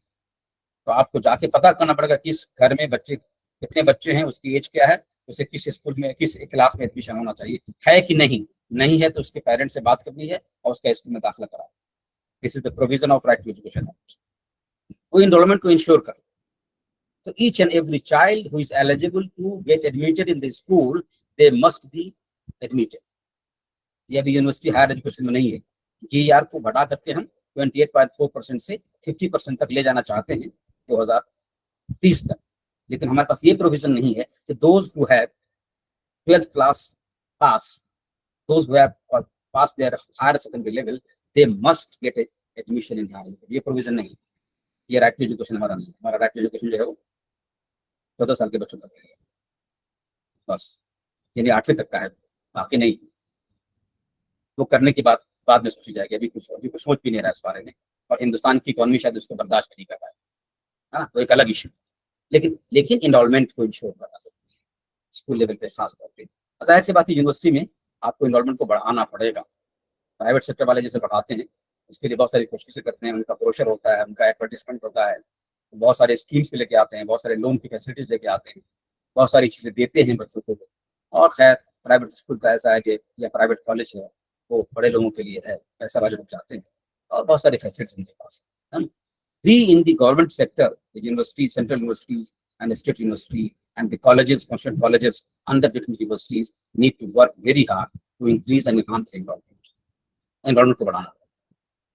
हाँ, बहुत सारे कॉलेजेस हैं क्लास बच्चे नहीं, एडमिशन नहीं हो रहा। हाँ, और एडमिशन है तो सिर्फ हो गया एडमिशन, 50 सीटें 50 भर गई। तो ये तो वो लेवल है इनरोलमेंट का। अब उससे ज्यादा रिटेंशन की एक बात, those who have taken their admission they must be retained। वो इस एडमिशन जारी रखें, पढ़ाई जारी रखें। ये नहीं कि एडमिशन तो लिया था 6 महीना पढ़े छोड़ दिया, फर्स्ट ईयर बीए में दाखिला लिया, सेकेंड ईयर में पहुंचने के बाद छोड़ दिया, एडमिशन ड्रॉप आउट हो गए। पूरे बीए 3 साल का पूरा नहीं किया, 3 साल का 4 साल का कोर्स नहीं पूरा कर पाया, 2 साल में ड्रॉप आउट हो गया because of so many factors. Drop out बहुत ज्यादा इंडिया में, स्कूल में भी ड्रॉप आउट था बहुत ज्यादा, प्राइमरी लेवल पे तो बहुत कम हो गया, लेकिन अभी भी हायर सेकेंडरी पे ड्रॉप आउट है। 10th के बाद बहुत ड्रॉप करते हैं, 12th 11th 12th में नहीं जाते, ड्रॉप आउट करते हैं। और 11th 12th के बाद तो शायद बिग ड्रॉप आउट है, तकरीबन समझ लीजिए कि 70+% है ड्रॉप आउट। अभी तो GR कर रहा है, इतना ड्रॉप आउट। फैक्टर्स बहुत सारे, सबसे बड़ा फैक्टर इकोनॉमिक फैक्टर है। Here in India, the young ones, the adolescents, at their earliest stage, they are compelled to support their family system, support their family, and there may be other reason as well। किसी को अपने father का business देखना है, किसी को कुछ और देखना है, किसी को कुछ और देखना है। और फिर एक और बड़ा रीजन है, कहते हैं कि BA में करके क्या करेंगे, नौकरी तो मिलती नहीं। This is another very very big reason. हमने अपना एजुकेशन को ऐसा बनाया नहीं, BA MA कर लिया, आपने PhD कर लिया, फिर भी सड़क छाप हो जाती, फिर भी आपको नौकरी नहीं मिल रही है। हालत तो ये हो जाती है कि कई बार ये जो बच्चे 12वीं करके 10वीं करके या छोड़ के ड्रॉप आउट करके बॉम्बे दिल्ली चले गए, कहीं बड़े शहर में चले गए, अपना कुछ काम शुरू किया, फिर बिजनेस शुरू किया, पता चला कि इकोनॉमिक कंडीशन बहुत अच्छी हो गई। अब वो देखता है हमारी तरफ कि भाई PhD कर लिया था, पर आप फलाने का बेटा है, फलाना है, क्या कर रहे हैं भाई, कुछ नहीं कर रहे हैं। MA 3 बार किया है, सोशियोलॉजी में, फिलोसफी में, हिस्ट्री में, आप PhD किया है सोशियोलॉजी, जॉब नहीं। वो कहता है हम ही तो अच्छे थे, 12वीं के बाद छोड़ के चले गए थे। तो वो दिस सिचुएशन जो है ना, is very dangerous for education. हम अपने एजुकेशन को बनाना पड़ेगा। तो those who get higher education they must have the potential to be absorbed in the employment market. वो भी करना पड़ेगा। सिर्फ degree providing universities and degree providing colleges, degree providing education नहीं होना चाहिए। ये भी मैंने पर्सनली क्वेश्चन हमने झेला है विद सम इंटरेक्शन। तो मेरा एक्सेस, दूसरा एनरोलमेंट, और तीसरा का रिटेंशन, जो बच्चे दाखिला लिए रिटेन करें, स्कूल हो या कॉलेज हो। अब NEP 2020 ने इस ये जो मसला है कि बच्चे फर्स्ट ईयर करके चले गए, सेकंड ईयर करके चले गए, तो वापस आते नहीं है, उसने छोड़ दिया, छोड़ो यार ड्रॉप, है ना। अब उस NEP ने कह दिया कि मल्टीपल एंट्री एग्जिट सिस्टम लेके आया है, 4 ईयर का BA multiple entry exit system, कि अगर आप किसी वजह से छोड़ना पड़ रहा है, ड्रॉप आउट हो जा रहे हो, तो आपको पता है, पहले बता दिएगा कि आपको किसी वजह से मजबूरी है, जाना पड़ रहा है, तो फिर आप चलिए ठीक है, 1 साल के बाद, 2 साल के बाद, जब आपको सेटल हो जाओ, जब आपको लगे कि नहीं भैया जिस मसले की वजह से छोड़ना पड़ा था, समझ में बात आ रही है, एजुकेशन जारी करना चाहते हो, कम अगेन, री एंट्री है आप। फर्स्ट ईयर में ड्रॉप आउट करके थे, सेकंड ईयर शुरू करो, सेकंड ईयर के बाद ड्रॉप आउट किए, थर्ड ईयर से शुरू करो, जहां छोड़े थे उसके बाद आप शुरू कर दो और आप अपनी एजुकेशन पूरी करो। ये एक फैसिलिटी दे रही है NEP, हालांकि उसके बाद काफी डिस्कशन डिलीब्रेशन अलग अलग एंगल से देखा जा रहा है उसको, है ना। But as a whole this is an opportunity, एक मौका है ना, आप उसको अवेल कर सकते हैं। Anyway this is third, retention. Then the fourth one is participation. Participation is very important, जो मैं पहले की बात कर चुका हूं, चाहे वो कॉलेज यूनिवर्सिटी की बात हो या स्कूल। हम बच्चों को एक्सेस तो दे दिया, हमने बच्चों का एडमिशन भी करा दिया, एनरोलमेंट भी हो गया, और उसको स्कूल में रोके भी हुए हैं। अब आप देखोगे हिंदुस्तान में बहुत सारे स्कूल हैं जहाँ टीचर बैठ करके जो है इस क्लास में बैठ करके अपना सब्जी काटते रहते हैं। आजकल ऑफिस देखा होगा आपने, एक सीरियल आया करता था ऑफिस, बहुत ही इंटरेस्टिंग सीरियल था, हम उसको देखते थे अक्सर। है ना। आप लोगों ने भी जरूर देखा होगा, है ना, वो समाज की और मार्केट की, हमारे स्कूल की, कॉलेज की सच्चाई को बाहर लेकर आता था, है ना। देखा होगा उसमें स्कूल में मैडम बैठी हैं, कुर्सी, दो कुर्सी जोड़ करके, और स्वेटर बुन रही हैं, बच्चे अपना खेल रहे हैं, है ना। सब्जी वब्जी काटने का काम स्कूल में ही पूरा हो जाता है, घर जाकर बनाना खाना रहेगा, है ना। टीचर, मेल टीचर अपना घर का काम कर रहे हैं, खेती बाड़ी चल रही है उनकी, कोई दिक्कत नहीं है। तो सिर्फ इनरोलमेंट हो गया, अब बच्चों को रोक के रखेंगे उससे काम नहीं चलेगा। लर्निंग में पार्टिसिपेशन फोकस है इसका। एडीपी कहता है participation in learning, students must participate. तो पहले तो टीचर लर्निंग के प्रोसेस को शुरू करे, लर्निंग की एक्टिविटी को करे, टीचर लर्निंग प्रोसेस हो through variety of ways, lecture हो, डिस्कशन हो, डिलिब्रेशन हो, एक्टिविटीज हो, खेल कूद के जरिए हो, प्रोजेक्ट के जरिए हो, फील्ड वर्क के जरिए हो, जो भी तरीका इस्तेमाल, लेकिन through all these activities learning must B insured, and for each and every body's learning, participation of each and everyone must be ensured here. Everybody should participate, irrespective of their socio-economic background. Everybody should be given equal opportunity to participate in the process of learning, irrespective of their social, economic, and cultural background. ये नहीं, हाँ, जैसे एक film देखी होगी भीमराव अम्बेडकर पे, अम्बेडकर जब school में थे तो अलग बैठना पड़ता था बेचारे, एक मटका रखा हुआ था पानी पीने के लिए, एक दिन पानी पीने के लिए गए, उस मटके से पानी निकाला, दूसरे बच्चे नाराज हो गए, हटना भागना पड़ा उनको, वहां से पानी नहीं पीने देंगे आप, ये सिचुएशन में था। लेकिन वहां का जो टीचर थे, एक ही टीचर थे, उन्होंने देखा और फिर अम्बेडकर जी को अपने पास बुलाया, अपने साथ खिलाया पिलाया, और उसकी एक तरह से परवरिश की, शिष्य गुरु का संबंध बना, पार्टिसिपेशन को इंश्योर किया कि अम्बेडकर के अंदर पढ़ने की क्षमता है, चाहत है, जिज्ञासा है, ये पढ़ने वाला बच्चा, उन्होंने ध्यान दिया उसको, और वही अम्बेडकर जो सब जानते हैं हिंदुस्तान की कॉन्स्टिट्यूशन को लिखने वाला, वो बना, और तकदीर को बदलने वाला बना, लाखों लोगों की तकदीर बदलने, वो चीज, और पूरी दुनिया में एक डंका बजा दिया। तो काबिलियत और सलाहियत सब बच्चे के अंदर होती है, किसी के अंदर कम, किसी के अंदर ज्यादा, लेकिन जिसके अंदर जितनी काबिलियत है, जितनी सलाहियत है, जितनी पोटेंशियल है, उसको तो निकाल के बाहर करना है। This is education, this is education. तो एक पार्टिसिपेशन को इंश्योर करना, और आखिरी बात, जब पार्टिसिपेशन इंश्योर हो जाएगा तो लर्निंग अपने आप, लर्निंग आउटकम्स निकल के आएगा। लेकिन टीचर की निगाह होनी चाहिए, ये नहीं कि सिर्फ खेल खिला रहे हैं, खेल क्यों खिला रहे हैं, एक्टिविटी क्यों करवा रहे हैं, जिस पर्पज से करवा रहे हैं उस पर्पज को चेक कीजिए कि हमने ये खेल इसलिए खिलाया है, ये इसको, इस खेल को खेलने के बाद बच्चा खुद ब खुद बताएगा कि ट्रांसपिरेशन क्या होता है, इवेपोरेशन क्या होता है, खुद ब खुद बताएगा थ्रू दिस एक्टिविटी। तो फिर आप चेक करो कि लर्निंग आउट, वो जो आपका ऑब्जेक्टिव है और आउटकम के फॉर्म में निकल के आए कि नहीं आए। तो हर बच्चे का लर्न के लिए लर्निंग आउटकम इंश्योर है। तो these 5 are the ways to bridge the gaps and ensure learning for all. these 5 access ensure हो चुका है, एनरोलमेंट तकरीबन स्कूल लेवल का ऑलमोस्ट हो चुका है मेरे ख्याल में, तकरीबन कुछ स्टेट्स में थोड़ा बहुत 95 के अराउंड तकरीबन सब जगह एनरोलमेंट है।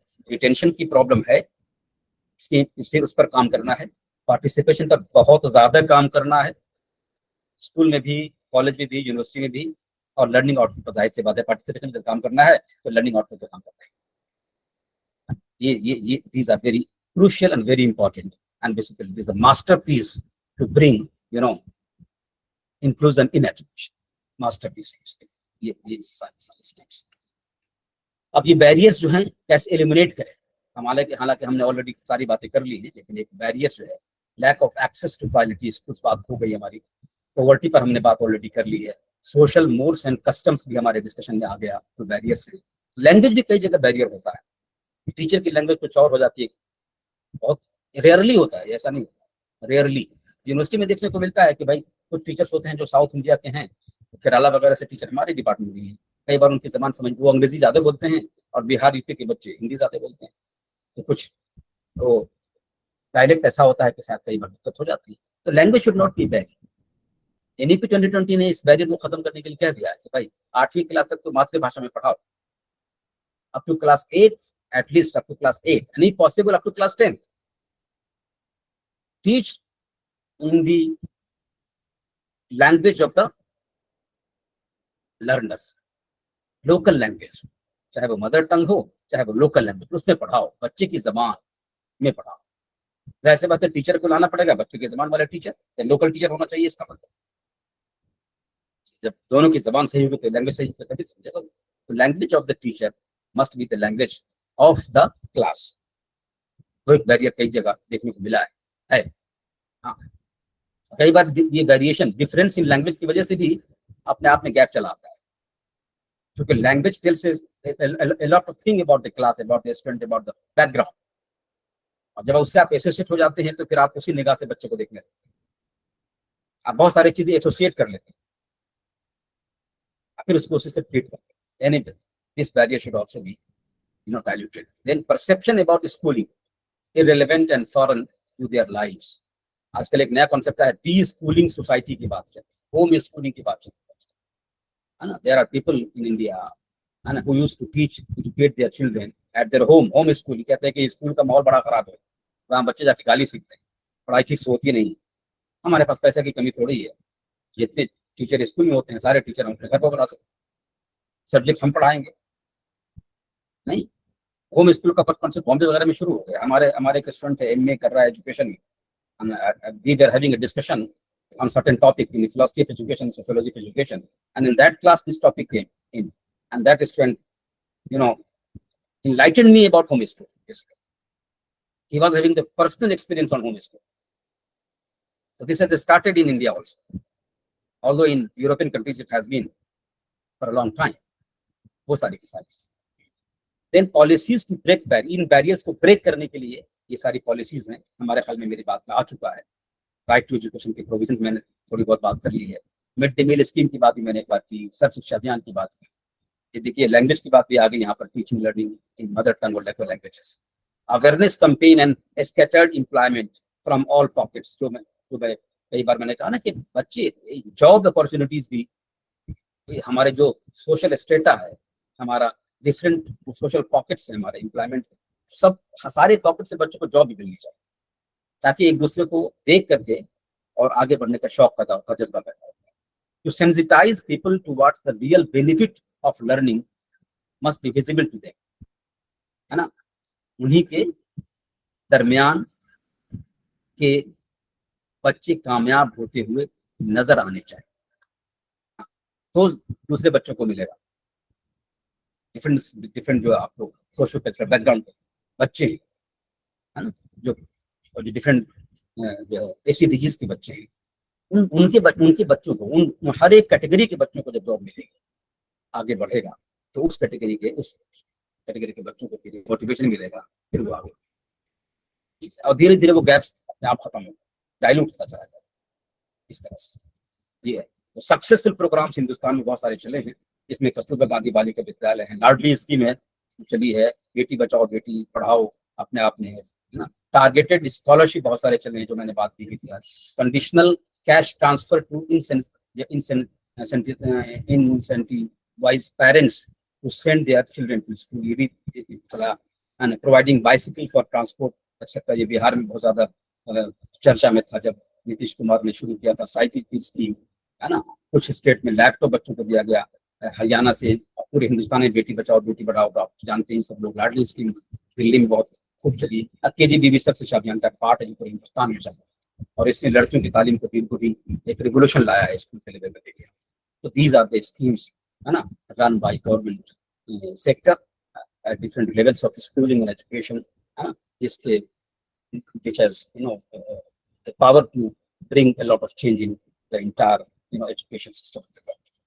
Then aspirational district की बात भी है, मेरे ख्याल में मैं इस पर ज्यादा बात करूंगा नहीं। हमारी गवर्नमेंट ऑफ इंडिया ने हर स्टेट से एक एस्पिरेशनल डिस्ट्रिक्ट को आइडेंटिफाई किया है, और उसको सोशल इकोनॉमी जो है ना, स्पेशल एजुकेशन जोन बनाने की बात NEP 2020 करता है। जैसे स्पेशल इकोनॉमिक जोन होता था, वैसे स्पेशल एजुकेशन जोन, जो एजुकेशनली बैकवर्ड इलाके हैं, एजुकेशनली बैकवर्ड डिस्ट्रिक्ट्स हैं, उनके अंदर स्कूल और कॉलेज खोले जाएं, उसको आइडेंटिफाई किया जाए, उसको डेवलप किया जाए। ये भी ABP 2020 का एक टॉपिक है। तो मेरे ख्याल में मैं अब बात खत्म करता हूँ। मैं खत्म करने का इरादा मेरा कुछ पहले था, लेकिन बहरहाल 6:50 हो गया, 10 मिनट का टाइम है। ये 10 मिनट हमारे ख्याल में डिस्कशन के, आपके ऑब्जर्वेशन के लिए, आपके क्वेश्चंस के लिए है, और आपके तजर्बात हम तक पहुँचे और मैं भी कुछ आपसे सीखने का मुझे मौका मिले, लर्निंग का हमारा एक्सपीरियंस हो। तो बस now I am going to open this floor for discussion and deliberation so that we can learn from one another. Thank you so much with this, and thanks a lot to all of you. And now the house is open for questions.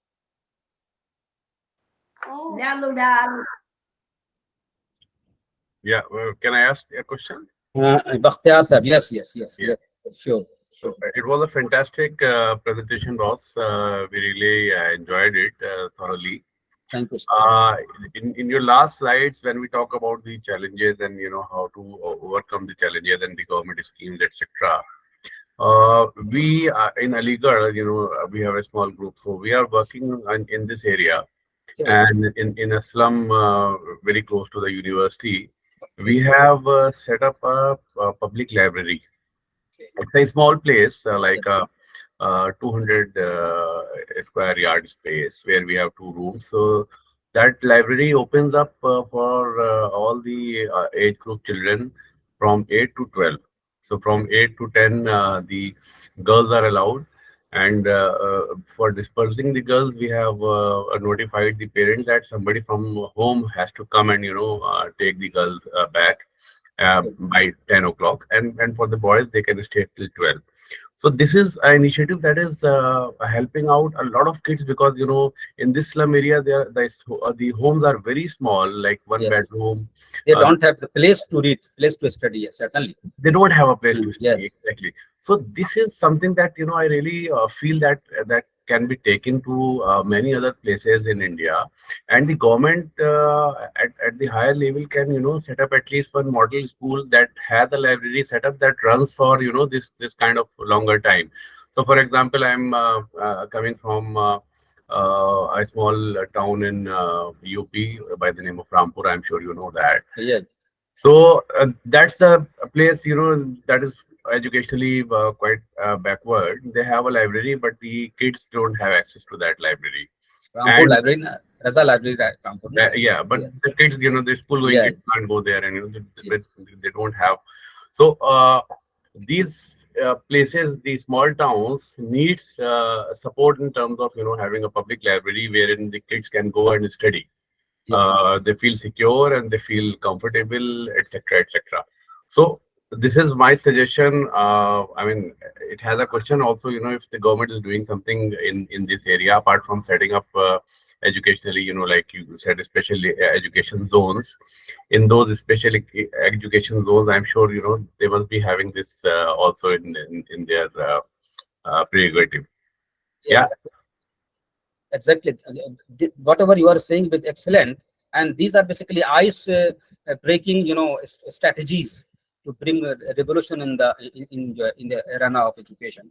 And as far as the government sector is concerned, government certainly there are schemes, and there are many public library which are open on different places, for the for access of different types of books to educate, to different levels of education, different levels of education. Then there is another thing that if you are interested, you can also set up a society, and through that society you can open library, you can open schools, you can also create some other sort of resources for their better education and entertainment, which can enhance their skills towards education. So there are lots of ways. So thank you so much, Bakhtiar Sahib, for enriching us and enlightening us about your particular project. Just 3-4 days before, there is a group of all the residents where I'm living in Delhi, and one of the secretary of the particular apartment, shared a slide reflecting that street library, opening of a street library. So this is another very small library. You can also left your book there, the books that you don't need at your home. You can put those books in that library, and you can also collect the book for reading. Take it from there, you read, and after reading, you can again put it back there. So this is another very important, innovative ideas. A street language, just one shelf is there. At one portion, the book you can put there, and another portion that the book you can receive. So there can be, different, innovations towards that. So thank you so much, Dr. Yasir.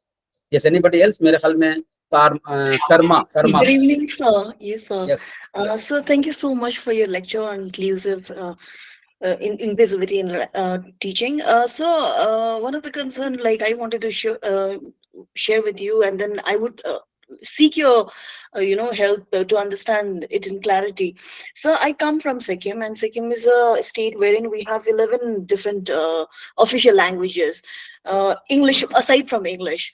And when we talk about mother tongue as in medium of instruction, one concern is that because we can't choose all the languages, and many of the languages in Sikkim have very less speakers, like less than 10,000. These are also dying languages here. So of course, those languages cannot be used as medium of instruction. So 3 languages has been identified as the most popular one, Nepali being the lingua franca here. So my question to you, sir, is number one, if we go on with this policy and then exclude the languages which are already dying, won't we do more damage to those minor languages? And secondly, even if we promote, certain languages, we choose certain languages to be the medium of instruction, the ethnic languages, how far can we go along with those languages? Because after a certain level, we have to switch to English. So wouldn't that actually, put the students more at the background than actually, being at a level of competency at national level or international level, sir? Exactly. Very brilliant question you have put in. Once I visited Sikkim, especially Gangtok, in one of the educational program at SCRT Gangtok. I visited there and met people from different part of Sikkim. Probably So there are was 5. it recently? When No, did you it is visit? probably 3 years before, 4 years. Oh, before. Robin sir is the director of SCRT, so probably maybe. Yeah, I was there. Yeah. Oh, okay, sir. Okay, Yeah. sir. Just by the side of the helipad, that office is there. Nearby, probably Mahatma Gandhi Market or something else. This was. I stayed there for almost 4-5 days and interacted with people from different part of Sikkim, basically, because the teachers from different part of Sikkim was there in the training program. And as far as the language is concerned, this particular policy, wherein it is said that that we must teach our children in the local languages. So there is no any danger to the language, to any language, because medium of instruction basically will support in giving life to the dying language, basically. Those languages which are died, as your concern is that the language should not die. So in that manner, if I can understand your thinking, then this comes to my mind that it will help to survive those languages which are dying, because NEP says teach, communicate with the children in the language to which they belong, to which they speak. So there is no question of any language dying away. In fact, it is contrary to this, number one. And number two, as you said, that after all, at a later stage, English is going to be the main language of the, high class people, you can say, international language, you can say, language in which people are being, welcome for job, for market, for economics, and for employment. Of course, English is now international language and universal language nowadays. And of course, English, we all want to learn, we all want to speak. Parents want their children to speak in English. And of course, so that will be there. Here in NEP 2020, and it gives example of China, Japan. These are the countries which have become a developed country. Some of the powers of the world, who fought First World War, Second World War, and they used to be the key kingmaker for the entire world, you can say. Do you think Japan do not follow English? South Korea, Korean languages. So there are many countries in the world which are developing and progressing with their own language, not with the help of English. So it is to understand and to say and to convey and to support that without English we cannot grow and we cannot develop, we cannot become, developed country. I think this is not good. But of course, in the present scenario, what we observe around and the Indian situation, where English was the main, means of communication during British period. British को सीखना पड़ा हमारी ज़बान, हमसे communicate करने के लिए. British were compelled to learn Persian and Urdu and you can say Hindustani to communicate with Indian people, and they left English for all of us. So presently, of course, in Indian scenario, English is important, no doubt. So we as a parent, we as a teacher, have to work in a better manner, in a very effective manner, so that we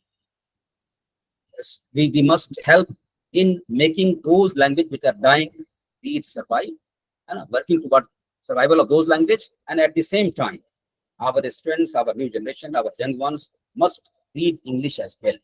That's why we have 3 language formula in the country. Our students are supposed to read 3 languages. The first, the mother tongue, then the second one as a national language. Hindi पढ़िए आप, national language आपको पढ़ना है. या अगर mother tongue आपकी हिंदी है, if the mother tongue is Hindi, then second language may be something else, some other language. And if your mother tongue is, Kannada or Assamese or Maithili or something else, then the second language will be Hindi as a national language, and the third language is the foreign language, which may be English. So in India, we have 3 languages to be studied by all the students at the school level.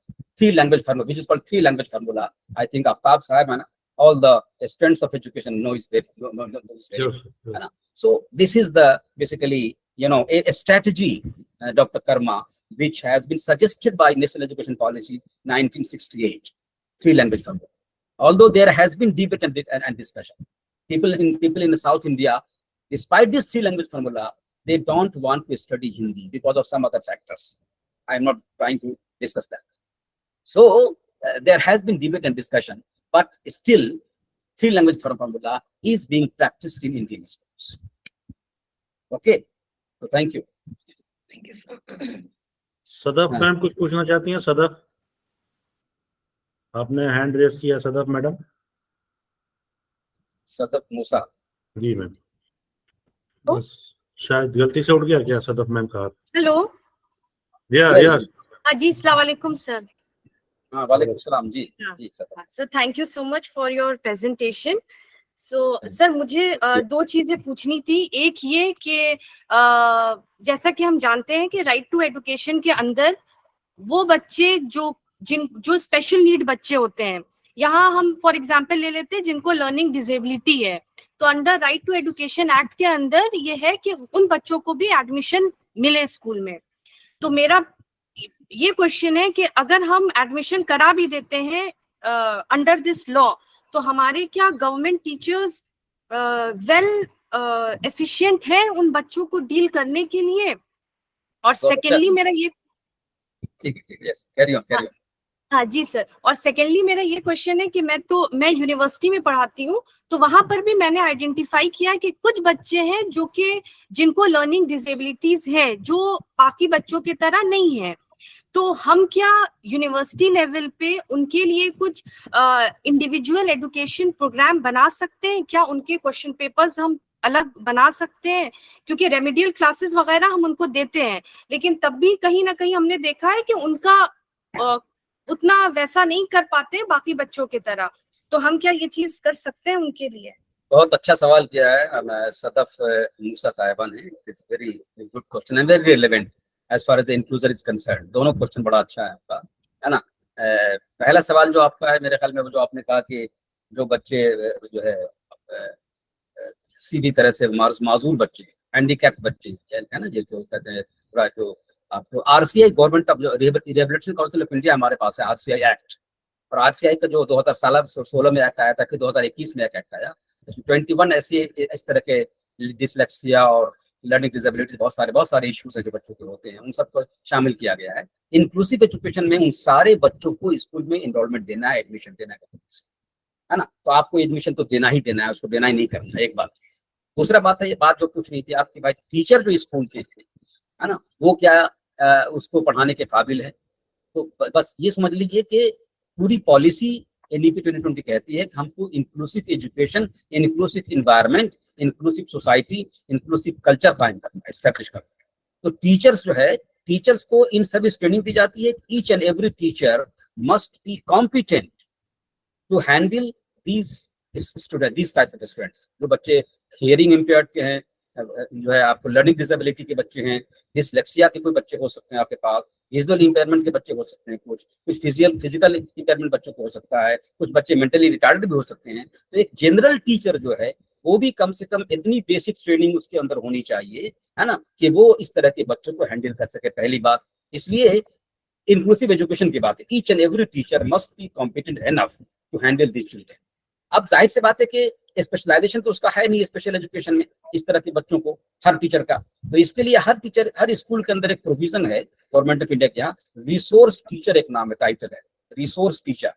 जैसे science का teacher TGT है, PGT है, उसी तरह से PRT होता है, different है। हम लोग असिस्टेंट प्रोफेसर हैं, एसोसिएट प्रोफेसर हैं, प्रोफेसर हैं। उसी तरह से रिसोर्स टीचर एक टाइटल है। रिसोर्स टीचर अपॉइंट किया गया है हर स्कूल में।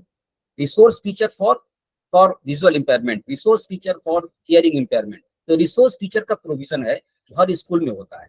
हर स्कूल में, दिल्ली के तमाम स्कूल में एक रिसोर्स टीचर होते हैं जो स्पेशल एजुकेशन के होते हैं। वो इस तरह के जो बच्चे जो खास तौर पे अगर उनका ग्रेविटी ज्यादा है, ज्यादा माजूरी है, ज्यादा उनका जो हैंडीकैप्टनेस है उसका लेवल ज्यादा है, जिसको नॉर्मल टीचर नहीं हैंडल कर पा रहा है, तो रिसोर्स टीचर को इन्फॉर्म करेगा, रिसोर्स टीचर उसको गाइड करेगा, सपोर्ट करेगा, काउंसिल करेगा। ये भी प्रोविजन है होम बेस्ड सपोर्ट का, कि वो रिसर्च टीचर बच्चे के घर भी जाएगा, बच्चे के पेरेंट से भी बात करेगा, पेरेंट को भी ट्रेनिंग देगा, ताकि वो पेरेंट भी घर में उसका ख्याल रख सके।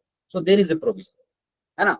जब मैंने अभी बात हुई थी कस्तूरबा गांधी बालिका विद्यालय की बात हमने की थी, उसमें केजीबीवी के सेंटर्स जो होते हैं उसके अंदर रिसोर्स टीचर हर एक HI का, VI का, मेंटली रिटार्डेड का, हर एक कैटेगरी के रिसोर्स टीचर वहां होता है। जिस स्कूल को जरूरत होगी रिसोर्स टीचर की, वो इन्फॉर्म करेगा ब्लॉक रिसोर्स सेंटर के ऊपर। ब्लॉक रिसोर्स सेंटर में ब्लॉक एजुकेशन ऑफिसर बैठता है, वो टीचर को वहां भेजेगा। दिल्ली में एक और प्रोविजन है कि अगर किसी स्कूल में परमानेंट अपॉइंटमेंट नहीं हुआ है रिसोर्स टीचर का, है ना, और भी कुछ स्टेट्स में है कि हमारे पास फंड नहीं है इतनी सैलरी देने का, हालांकि ये रीजन नहीं होना चाहिए, तो टेम्पररी क्या है कि रिसोर्स टीचर को डिस्ट्रीब्यूट कर दिया गया है। मंडे ट्यूसडे को आपको वहां स्कूल में जाना है, वेडनेसडे थर्सडे को आपकी ड्यूटी वहां है, तो रोजाना आप किसी न किसी स्कूल में जा करके और इस तरह के बच्चों के साथ आपको इंटरेक्ट करना। तो ये पूरा का पूरा प्रोफेसर। यूनिवर्सिटी की आपका दूसरा सवाल जो था आपका यूनिवर्सिटी लेवल पे था, हमारे भी क्लास में कुछ बच्चे हैं जो समझ लीजिए कि वो हियरिंग इम्पेयर्ड है या कोई विजुअल इम्पेयर्ड है। तो आपने जो कहा कि उनके लिए एक तो है कि पूरा यूनिवर्सिटी, पूरा UGC कहता है कि आपको बैरियर फ्री इन्वायरमेंट क्रिएट करना है। ये एक वर्ड है, बैरियर फ्री इन्वायरमेंट। और उसी बैरियर फ्री इन्वायरमेंट के अंदर ही कहा जाता है कि आपके कॉलेज के अंदर अगर 3-4 लेवल्स की बिल्डिंग है तो आपको लिफ्ट होना चाहिए, रैंप होना चाहिए, और स्पेशल बच्चों के लिए साइकिल देनी चाहिए अगर वो ट्राईसाइकिल की जरूरत उसको है, तो उसको अगर वो विजुअली इम्पेयर्ड है तो उसको केन देना चाहिए, तो सपोर्टिंग जो होता है उसके छड़ी से मदद से चलता है। उसको आपको लिखने के लिए जो ब्रेल होता है वो आपको देना होगा। ये सारे रिसोर्सेज आपको देने पड़ेंगे। तो हर यूनिवर्सिटी में रिसोर्स सेंटर होता है, हमारा डिपार्टमेंट में रिसोर्स सेंटर है। हालांकि हमारे डिपार्टमेंट में BEd स्पेशल एजुकेशन का प्रोग्राम भी चलता है, इसलिए भी रिसोर्स सेंटर है, लेकिन यूनिवर्सिटी में प्रोविजन है। दिल्ली यूनिवर्सिटी की मैं बात बताऊँ आपको, जो हमारे जामिया में नहीं है, दिल्ली यूनिवर्सिटी में एक बहुत ही खूबसूरत सिस्टम है। वो सिस्टम क्या है कि जो बच्चा समझ लीजिए कि विजुअल इम्पेयर्ड है, देख नहीं सकता है, तो दिल्ली यूनिवर्सिटी एडमिशन के बाद बच्चा एप्लीकेशन देता है, तो उस बच्चे को रिकॉर्डर दे दिया जाता है शुरू में एडमिशन के टाइम, एडमिशन के बाद। अब उसको वो क्लासरूम के सारे लेक्चर को रिकॉर्ड करता है ना, देख तो पा नहीं रहा है, वो नोट बना नहीं पा रहा है, वो अपना रिकॉर्ड करेगा, घर जाकर के या जब भी उसके पास टाइम हो उस रिकॉर्डिंग को वो सुनता है और बार बार सुनता है। जब उसका एग्जाम हो जाएगा तो उसके बाद उसको अपना जो रिकॉर्डर जो है वो जाके सबमिट करना पड़ेगा, फिर अगले साल ले लीजिए फिर आप।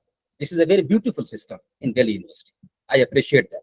उसी तरह से किसी को हियरिंग इम्पेयर्ड है तो हियरिंग एड दिया जाएगा। So there is a provision of providing all the necessary equipments to such learners who are, who belongs to these categories. So there are provisions. Okay, sir. Thank you so much. I think मेरे ख्याल में आफ्ताब साहब time हो गया, मगरिब का अजान होने है ना। कोई बात नहीं सर। तो मेरे ख्याल में Thank you very much, sir, for your this nice deliberation. Thank you sir As usual, you give a lot of knowledge and information about this very pertinent topic, that is inclusive education. On the behalf of HRDCMU, once again, thank you very much, sir. Participants, we will join tomorrow at the same time for the next lecture. Okay thank you Thank so you. Much wish you all the best thank you खुदा हाफिज Thank you so much, sir. Thank you, sir. Thank you.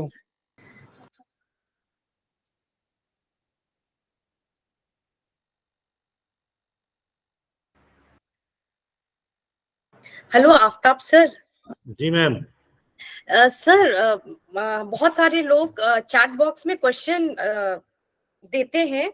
Madam, तो आपका अगर आप question जो पिछले वाले session में था, जी, वो मैंने, जी जी क्योंकि सिंह साहब बहुत जल्दी क्विट कर गए, मैं जब तक पढ़ा और समझा तब तक वो क्विट कर गए थे। तो डोंट अच्छा। Worry, I will take care of this from tomorrow. मुझे लगता है कि आप लोग पर्सनली क्वेश्चन करेंगे तो ज्यादा अच्छा होगा। वैसे मैं चैट बॉक्स को भी देखता रहता हूँ। जी दूसरी सर। चीज सर ये है वो कि while asking question, you must, everyone must introduce himself or herself. That is most, I think that is the best way to ask question. और True. उससे रिस्पॉन्स, जो रिसर्च पर्सन होते हैं वो समझ भी जाते हैं आप किस इलाके से बिलोंग कर रहे हैं। तो जैसे अभी मैडम ने बताया सिक्किम से, तो उन्होंने बहुत सारी चीजें और वेल वर्स तरीके से बता दिया। जी जी लेकिन हाँ, आपकी जो बात है वो मैं इंशाल्लाह उस पर नजर रखूंगा कल से। ठीक है। Thank you sir. Thank you. Thank you, sir. Thank you very much, sir.